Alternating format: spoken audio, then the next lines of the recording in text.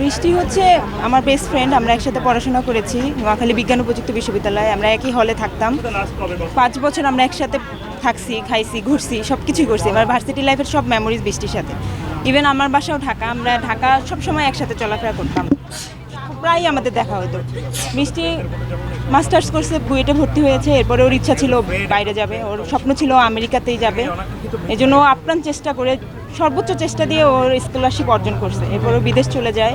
তারপর আমাদের অনেক যোগাযোগ ছিল, আমাদের ডেইলি কথা হতো, প্রতিদিনই আমরা কথা হতো, ভিডিও কলে কনভারসেশন হতো, সবসময় কথা বলতাম। লাস্ট যেদিন ও হারা যায় ওই দিন সকালেও আমার ওর সাথে কথা হয়। এরপরে আমি তারপর তা জানতে পারি না, আমি 2 দিন পরে শনিবার জানতে পারি যে ওর নিখোঁজ, ওর কোনো খোঁজ পাওয়া যাচ্ছে না, কোনো ইনফরমেশন নেই। এতটুকু। অনেক মিষ্টি একটা মেয়ে ছিল, অনেক চুপচাপ শান্তশিষ্ট, কারোর সাথে কখনো উঁচু গলায় কথা বলতো না, কারোর সাথে ওর কোনো ঝামেলা নেই। পুরো ভার্সিটি লাইফে ওর কখনো কারোর সাথে, কোনো মানুষের সাথে কখনো ঝামেলা হয়নি, এবং শান্তশিষ্ট একটা মেয়ে ছিল। ওকে হারায় আসলে আমরা সবাই, স্পেশালি আমি তো খুবই, আমাদের মানে কি দিন যাচ্ছে আমরা আসলে বলতে পারবো না। আমি আসলে কিছু বলার ভাষাও পাচ্ছি না। এটা আসলে মানে যার যার ইচ্ছের উপরে নির্ভর করে যে সে কতটুকু ডেডিকেটেড। এরকম ঘটনা, অনাকাঙ্ক্ষিত ঘটনা আসলে মানুষকে ডিমোটিভেট তো অবশ্যই করে, কিন্তু যার যার স্বপ্নের জন্য সে তো যাই। এখন এটা নিয়ে আমার আসলে কোনো মতামত নেই।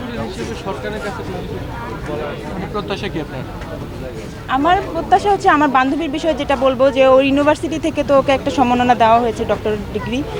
আমার মানে বাংলাদেশ থেকে আমার বিশ্ববিদ্যালয় নোয়াখালী বিজ্ঞান ও প্রযুক্তি বিশ্ববিদ্যালয়ের যদি সম্মানিত ভিসি স্যার বা আমার ডিপার্টমেন্টের চেয়ারম্যান যদি ওর এই বিষয়ে এইভাবে সম্মানিত করার জন্য কিছু করে, এটা আমার জন্য, আমি অ্যাজ এ ওর বান্ধবী হিসেবে আমার জন্য এটা খুবই প্রাউড ফিল হবে। যদি আমার ভার্সিটি থেকে কিছু করে, ও ফ্যামিলির জন্য, ওর বাবা মার জন্য, ওকে সম্মানিত করার জন্য যদি কিছু করে, আমরা বান্ধবী হিসেবে, বন্ধু বান্ধব হিসাবে, এটাই আমাদের জন্য অনেক কিছু হবে।